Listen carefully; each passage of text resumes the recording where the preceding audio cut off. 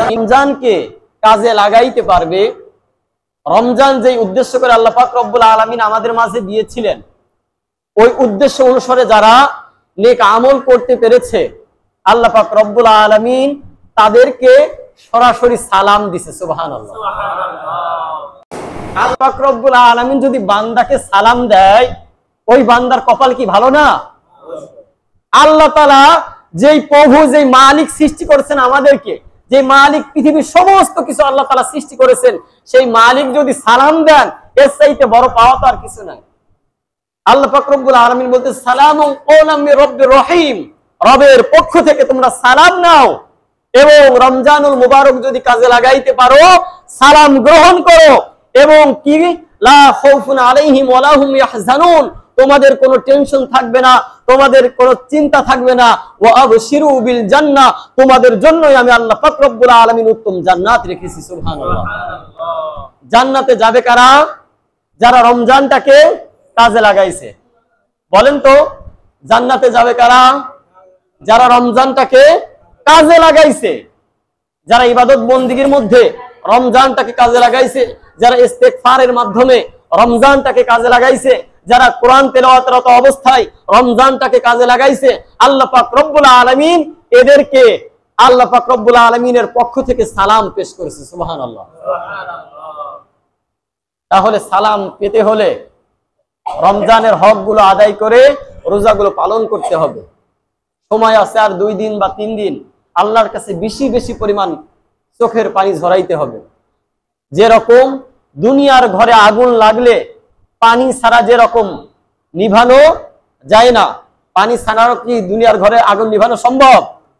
যেরকম সম্ভব নয়, মানুষের গুনার কারণে যে জাহান্নামের আগুন দাও দাও করে জ্বলতেছে, ওই জাহান্নামের আগুন চোখের পানি ছাড়া নিভানো সম্ভব নয়।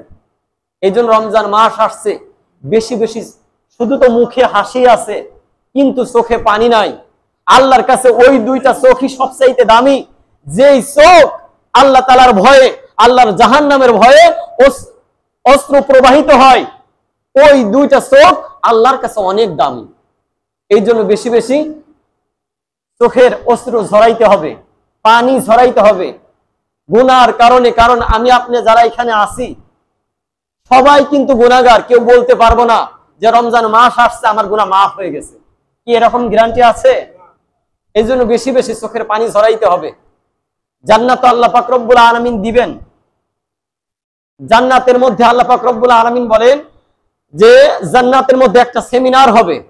যেরকম আমরা শিক্ষা প্রতিষ্ঠানে সবাই কম বেশি পড়াশোনা করেছি, ওখানে সেমিনার হতো, ওখানে জাতীয় সঙ্গীত হতো। কি ভাই, হতো না? ওখানে জাতীয় সঙ্গীত হতো যে আমার সোনার বাংলা আমি তোমায় ভালোবাসি। এরকম করে জান্নাতের মধ্যে আল্লাহ পাক রব্বুল আলামিন বান্দাদেরকে সুন্দর একটা সেমিনার করবেন। ওখানে আল্লাহ পাক রব্বুল আলামিন জাতীয় সঙ্গীত সূরাতুর রহমান আল্লাহ তাআলা নিজেই পড়বেন। সুবহানাল্লাহ। জান্নাতের মধ্যে সেমিনার আল্লাহ পাক রব্বুল আলামিন করবেন। জান্নাতীরা জান্নাতে যাওয়ার পরে তাদের অবস্থা কেমন হবে? বলে একটা ফলে জান্নাতীরা কামড় দেবে, 70 রকমের মজা পাবে। সুবহানাল্লাহ। একটা কামড়ে কত মজা? 70 রকমের মজা পাবে। একটা ফলের মধ্যে আল্লাহ পাক রব্বুল আলামিন 70 রকমের মজা ওই ফলের মধ্যে আল্লাহ তাআলা দান করবে। সুবহানাল্লাহ। জান্নাতের মধ্যে বান্দা শুধু ইচ্ছা করবে, ফলগুলো এরকম ঝুলে থাকবে।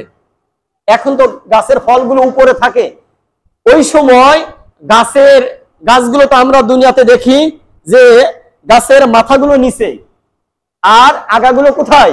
উপরে। কিয়ামতের ময়দানে জান্নাতের মধ্যে যে গাছগুলো থাকবে, গাছের শিকড় থাকবে উপরে আর আগাগুলো নিচেই থাকবে, ঝুলতে থাকবে। সুবহানাল্লাহ।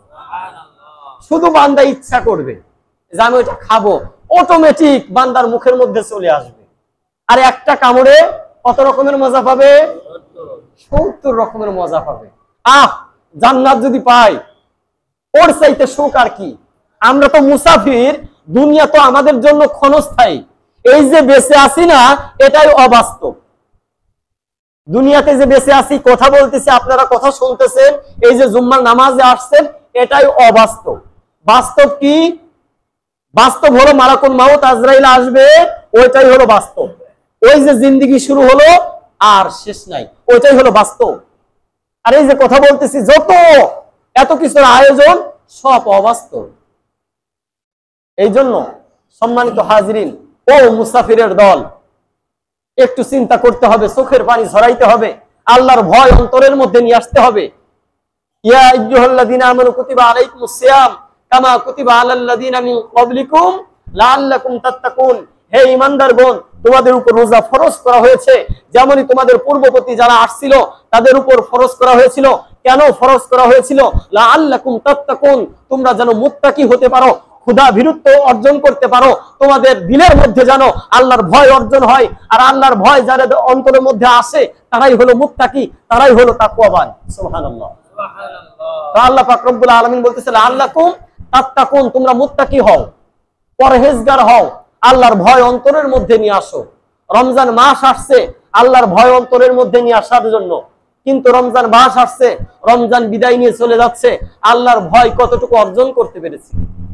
আল্লাহর ভয়তে দুনিয়ার সমস্ত কাজ করি, কিন্তু মসজিদে আসি না। আল্লাহর ভয় আমাদের অন্তরের মধ্যে সকলেরই আছে, আজান শুনলে মসজিদে আসি না। কেমন ভয় আমাদের অন্তরের মধ্যে? আদৌ কেউ আছে? শুধু না, মুখে স্বীকার করি। ওই মুখে যতটুকু, অন্তরে যদি কেউ পঙ্খন রূপে আল্লাহকে ভয় করত, তার দ্বারা গুনার কাজ করা সম্ভবই না। এই জন্য সম্মানিত হাজিরিন, আল্লাহর ভয় অন্তরে জাগ্রত করার জন্যই রমজান মাস আসছিল। আল্লাহর ভয় সকলের অন্তরের মধ্যে তৈরি করার জন্যই রমজান মাস আসছিল। কিন্তু রমজান তো বিদায় নিয়ে চলে যাচ্ছে, কতটুকু আল্লাহ তাআলার ভয় অন্তরের মধ্যে জাগ্রত করতে পেরেছি? এই জন্য আসুন, দুটা চোখের পানি ছেড়ে দিয়ে আল্লাহর কাছে বেশি বেশি তওবা করি, এবং ইস্তেগফারের আমল এখনো সামনে যেহেতু 2 দিন আছে, 3 দিন আছে, ইস্তেগফারের আমল করি। তো আল্লাহ পাক রব্বুল আলামিন বলতেছে যে জান্নাতীরা জান্নাতের মধ্যে কেমন হবে, তাদের সাজগোজ কেমন হবে, তাদের অবস্থাটা কেমন হবে, আল্লাহ পাক রব্বুল আলামিন কুরআনুল কারীমের মধ্যে ঘোষণা দেন, সালামুন কাওলাম মির রাব্বির রহিম।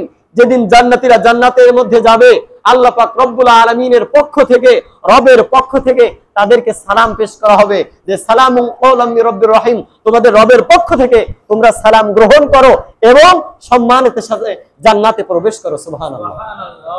যেদিন আমাদের রব আমাদেরকে সালাম দিবেন আর বলবে যে ওয়েলকাম, ওয়েলকাম, প্রবেশ করো, ওই দিন কেমন হবে জান্নাতীদের? আল্লাহ নিজে নিজে বান্দাদেরকে বলবে ওয়েলকাম, প্রবেশ করো আমার জান্নাতে। যে জান্নাত পাওয়ার আশায় তুমি তোমার জিন্দেগিতে ইচ্ছা করলে হারাম খাইতে পারতে, কিন্তু খাও নাই। আমার ভয়তে ইচ্ছা করলে তুমি নাফরমানি করতে পারতে, কিন্তু করো নাই। আমার ভয়তে ইচ্ছা করলে নামাজ রোজা সব ছেড়ে দিতে পারতে, কিন্তু ছাড়ো নাই। একমাত্র আমার ভয়তে ইচ্ছা করলে রমজানুল মুবারকের মাসে তোমার অফুরন্ত খাবার ছিল, নিয়ামত ছিল, এরপরে তুমি পানাহার করো নাই। এত বড় তৃষ্ণা, এত পরিমাণ পিপাসুক্ত অবস্থায়, এই যে গ্রীষ্মকালে, এই যে এত পরিমাণ রোদের তাপ, এরপরও তোমার যখন জিহ্বাগুলো শুকিয়ে গেছে, তোমার মুখগুলো শুকিয়ে গেছে, তোমার অঙ্গ প্রত্যঙ্গগুলো নার্ভাস হয়ে গেছে, দুর্বল হয়ে গেছে, ইচ্ছা করলে খাইতে পারতে, কিন্তু তুমি আমার ভয়তে খাও নাই। আজকে তোমার জন্য আমি আল্লাহ পাক রব্বুল আলামিন জান্নাত সাজায় রাখছি, তোমার যা মন চাই তাই খাইতে থাকো। সুবহানাল্লাহ। ওই দিন কেমন হবে? আর আল্লাহ তাআলা তো নিজেই বলেন আস-সাওমু লি ওয়া আনা আজজি বি, রোজা আমার জন্য আর এর প্রতিদান স্বয়ং আমি আল্লাহ তাআলা নিজে নিজে হাতে দিব। সুবহানাল্লাহ। অন্য হাত দিয়ে দিব না, ফেরেশতাদের মাধ্যমে দিব না, আমি আল্লাহ তাআলা নিজের হাতে দেব। রমজানুল মুবারক আসছে, অসংখ্য মানুষ আমরা এখানে আছি, অনেকেই আছি রোজা রাখি নাই, কপাল পোড়া। রমজান মাস আসছে মানুষকে সুস্থ করার জন্য, মানুষকে যারা অসুস্থ তাদেরকে সুস্থ করার জন্য রমজান মাস। রমজান মাস আসতে আমরা মনে করি যে আমাদের মনে হয় কষ্টের জন্যই নয়, মানুষকে দামি বানানোর জন্য, মানুষকে শ্রেষ্ঠ করার জন্য, মানুষকে তার সর্বোচ্চ আসরে পৌঁছানোর জন্যই আল্লাহ তাআলা রমজান নাজিল করেছে। সুবহানাল্লাহ। আর এই রমজান মাসে যারা রোজা রাখবে, মান সামা রমাদান ঈমানা ওয়া ইহতিসাবা গুফিরা লাহু মা তাকদ্দামা মিন যামবি, যারা রমজান মাস পাইল ঈমান হালতে অবস্থায়, ঈমান অবস্থায় সওয়াবের নিয়তে যারা রোজা রাখলো, ওই ব্যক্তিগুলো এমন হলো যে তার জীবনের কোনো গুনাহই নেই। সুবহানাল্লাহ। তাহলে রমজান মাস আমরা পেয়েছি, আমরা যদি রমজানের হকগুলো আদায় করি, আমরা এমন, আল্লাহ রসুলের হাদিসের পরিভাষায় বোঝা যায় যে সেই ব্যক্তি এমন হলো যে রকম যেই শিশু মায়ের গর্ভ থেকে দুনিয়ায় যেরকম ভূমিষ্ঠ হয়, নিষ্পাপ অবস্থায় হয়, রমজান পাওয়ার পরে যে রমজানুল মুবারকের মূল্যায়ন করলো, হকগুলো আদায় করলো, রোজা পালন করলো, ওই ব্যক্তিগুলো চাঁদ রাতে যেরকম চাঁদ ওঠার সঙ্গে সঙ্গে ওই ব্যক্তির আমল নামায় ওরকম নিষ্পাপ হয়ে যায়, মাসুম হয়ে যায়। সুবহানাল্লাহ। এই জন্য সম্মানিত হাজিরিন, জান্নাত আল্লাহ পাক রব্বুল আলামিন রাখছে। আল্লাহ তাআলা ওই দিন, যেই দিন পিপাসুক্ত অবস্থায় আমরা থাকবো, পানি পানি বলে চিৎকার করব, আধা হাত মাথার উপর সূর্য থাকবে, ওই দিন বান্দার অবস্থা কেমন হবে? 9,88,00,000 মাইল দূরে সূর্য রয়েছে, ওই জায়গা থেকে তাপ দিচ্ছে, তাও সূর্যের 12টা মুখ, আর এ তো এক মুখে তাপ দিচ্ছে। এখানে হাজার হাজার পর্দা রয়েছে, এরপরে সূর্য তাপ দিচ্ছে 9,88,00,000 মাইল দূর থেকে। আমি সামান্য পাংশা থেকে এখানে আসব, মনে হচ্ছে নাক মুখ জ্বলতেছে, এত পরিমাণ হিট, আর রাস্তা এমন পরিমাণ গরম, আর এমন পরিমাণ গরম বাতাস যেগুলো সহ্য করা যাচ্ছে না। তাহলে অত দূর থেকে সূর্য তাপ দিচ্ছে, জমিনে টিকা যাচ্ছে না। কিয়ামতের ময়দানে যখন আল্লাহ পাক রব্বুল আলামিন নাফরমান বান্দাদের মাথার উপরে, আধা হাত মাথার উপরে সূর্যগুলো উপর করে দেওয়া বলবে, 12টা মুখ দিয়ে, সূর্য তুমি তোমার মুখ দিয়ে তাপ দিতে থাকো, নাফরমান বুঝুক আমি আল্লাহ তাআলা বড় কঠিন, আমি আল্লাহ পাক রব্বুল আলামিন কেমন, নাফরমান বুঝুক। ওই দিন কেমন হবে অবস্থা? ওই দিনের অবস্থা কেমন হবে? ভাত যে রকম পাতিলের মধ্যে উতলাইতে থাকে, ওই সমস্ত নাফরমান বান্দা বান্দিদের মগজগুলো ভাতের চাইতে বড় দ্বিগুণ অবস্থায় উতলাইতে থাকবে। ওই দিন মানুষগুলো চিৎকার করবে, মানুষগুলো চিৎকার করবে আর বলবে পানি পানি। যেরকম এখন পানি পিপাসুক্ত অবস্থায়, ওই দিন আরো বেশি পিপাসুক্ত অবস্থায় মানুষগুলো পানি পানি বলে চিৎকার করবে। যারা রমজানুল মুবারকে রোজা রাখবে, আল্লাহ পাক রব্বুল আলামিন ওই সমস্ত বান্দা বান্দীদের জন্য আরশে আজিমের নিচে নিজে ছায়া দান করবে। সুবহানাল্লাহ। এবং শুধু তাই নয়, আল্লাহ তাআলা নিজে কুদরতি হাতে এই সমস্ত রোজাদার বান্দা বান্দীদেরকে আল্লাহ তাআলা নিজে কুদরতি হাতে পানি পান করাবেন। সুবহানাল্লাহ। আর যখন আল্লাহ পাক রব্বুল আলামিনের হাতে থেকে বান্দাগুলো পানি পান করবেন, ওই দিন বান্দার কিয়ামতের ময়দানে যে 50,000 বছর থাকবে, ওই দিন আর বান্দার কোনো পিপাসাও লাগবে না, টেরও পাবে না। সুবহানাল্লাহ। এই জন্য সম্মানিত হাজিরিন, ওই জান্নাত কি পেতে চাই না ইনশাআল্লাহ? তো আল্লাহ পাক রব্বুল আলামিন একটা সেমিনার করবেন, ওই সেমিনারের মধ্যে আল্লাহ পাক রব্বুল আলামিন জাতীয় সঙ্গীত করবেন। আল্লাহ তাআলা নিজেই সূরাতুর রহমান তিলাওয়াত করে বান্দাদেরকে শোনাবেন। ওই দিন দাউদ আলাইহিস সালাতু ওয়াস সালাম প্রথমে তেলাওয়াত করবেন। আল্লাহ পাক রব্বুল আলামিন দাউদ আলাইহিস সালাতু ওয়াস সালামের কণ্ঠে এত পরিমাণে মজা দিছিলেন, দাউদ আলাইহিস সালাতু ওয়াস সালাম 70 রকম সুরে কোরআন তেলাওয়াত করতে পারতেন। সুবহানাল্লাহ।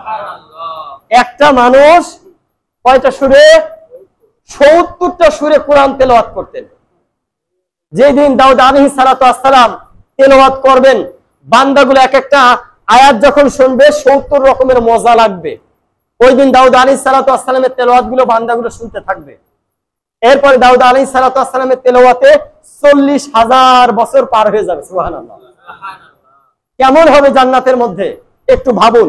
আল্লাহ তাআলা বিবেক দিয়েছে, বিবেক দিয়ে একটু চিন্তা করুন, বিবেক জাগ্রত করুন। আল্লাহ তাআলা মস্তিষ্ক দিয়েছে, এটা নিয়ে একটু চিন্তা করুন যে জান্নাতের মধ্যে দাউদ আলাইহিস সালাতু ওয়াস সালাম যখন তেলাওয়াত করবেন, বান্দাগুলো বেহুশ অবস্থায় 40,000 বছর চলে যাবে। দাউদ আলাইহিস সালাতু ওয়াস সালামের শেষ। এরপরে আল্লাহ পাক রব্বুল আলামিন আখিরি জামানার পয়গম্বর জনাবে মুহাম্মদুর রাসূলুল্লাহ সাল্লাল্লাহু আলাইহি ওয়াসাল্লামকে আদেশ করবেন। আল্লাহ তাআলা বলবে যে আজকে প্রধান অতিথি হলো আখিরি জামানার পয়গম্বর জনাবে মুহাম্মদুর রাসূলুল্লাহ। যখন প্রধান অতিথি তার তেলাওয়াত করবেন, বান্দাগুলো শুনতে শুনতে 50,000 বছর পার করে দিবে। সুবহানাল্লাহ, কি মজা! যেই নবীকে সৃষ্টি না করা হলে আল্লাহ পাক রব্বুল আলামিন কোনো কিছুই সৃষ্টি করতেন না, সেই নবীর কণ্ঠে কোরআন তেলাওয়াত। সুবহানাল্লাহ, কত রকম মজা লাগবে। যখন নবীর তেলাওয়াত শেষ হবে, আল্লাহ তাআলা নিজে তার কুদরতি জবান দিয়ে বান্দাগুলোকে তেলাওয়াত শোনাবেন। সুবহানাল্লাহ, কি ওই আল্লাহ তাআলার তেলাওয়াত শুনতে রাজি আছি তো ইনশাআল্লাহ? আল্লাহ তাআলা কি জাহান্নামে কোরআন তেলাওয়াত করবেন না জান্নাতে করবেন? তাহলে জান্নাতে যদি করতে হয়, আল্লাহ তাআলা যদি জান্নাতে কোরআন তেলাওয়াত করে, তাহলে আমাদেরকে কোথায় যাইতে হবে? জান্নাতে যাইতে হবে। জাহান্নামে যাওয়া তো শোনা যাবে না। জাহান্নামে যা শোনা যাবে আবু জেহেলের চিৎকার, জাহান্নামে যে শোনা যাবে আবু জেহেলের চিৎকার শোনা যাবে। আর জান্নাতের মধ্যে আল্লাহ রাসূল তো তেলাওয়াত করবেনই, সাথে সাথে আল্লাহ তাআলা বান্দাদেরকে কোরআন তেলাওয়াত করে শোনাবেন। এরকম হাজার হাজার হাজার বছর চলে যাবে। বান্দাগুলো যখন আল্লাহ তাআলা তেলাওয়াত শেষ করবেন, বান্দাগুলো এক ডাকে এক বাক্যে বলবে, আল্লাহ এই মাত্র এই কোরআন তেলাওয়াত শুরু করলেন, এই মাত্র শুরু করলেন, আমরা শোনা শুরু করলাম, এত দ্রুত শেষ করলেন। অথচ এর মধ্যে হাজার হাজার বছর চলে গেছে। সুবহানাল্লাহ, সেদিন কেমন মজা লাগবে একটু ভাবুন তো। আসুন, আমরা হলো এখানে হলো মুসাফির, বেঁচে আছি এটাই হলো অবাস্তব, আর চলে যেতে হবে এটাই হলো বাস্তব। ও পরকালের যাত্রীরা,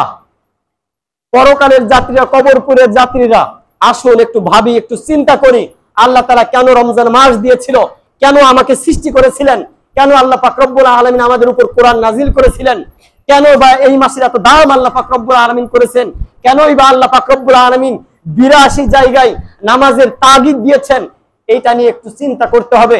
কেনই বা আল্লাহ পাক রব্বুল আলামিন হালাল খাবার খাইতে বলছেন, হারাম থেকে বেঁচে থাকতে বলেছেন, এটা নিয়ে আপনাকে আমাকে চিন্তা করতে হবে। আর যদি চিন্তা করতে পারি, তবেই আল্লাহ পাক রব্বুল আলামিনের ভয় আমাদের অন্তরের মধ্যে আসবে। আর যখন আল্লাহ পাক রব্বুল আলামিনের ভয় আমাদের দিলের মধ্যে আসবে, আমাদের অন্তরের মধ্যে আসবে, সেই সময় আমাদের দ্বারাই গুনার কাজ ছেড়ে দেওয়া সম্ভব, গুনার কাজ আমাদের থেকে আলাদা করা সেই সময় সম্ভব যখন আল্লাহ তাআলার ভয় আমাদের দিলের মধ্যে পয়দা হবে। এই জন্য আসুন আল্লাহ তাআলার ভয় অন্তরের মধ্যে জাগ্রত করি। রমজানুল মুবারক আসছে, বিদায় নিয়ে চলে যাচ্ছে, আমরা বেশি বেশি আল্লাহর কাছে দোয়া করি। আল্লাহ তাআলা যাদেরকে বিশেষভাবে ক্ষমা করিয়া দিচ্ছেন, তাদের কাতারেও যেন আল্লাহ তাআলা আমাদেরকেও ক্ষমা করিয়া দেন। সকলে বলে আমিন। আল্লাহর কাছে বেশি বেশি দোয়া করি, চোখের পানি ফেলি, ইস্তেগফার করি। আল্লাহ পাক রব্বুল আলামিন আমাদের সকলকে সেই তৌফিক দান করুন। সকলে বলে আমিন। এবং অনেকেই আসি দিয়ে দিছি, এখনো অনেকেই দেয় নাই।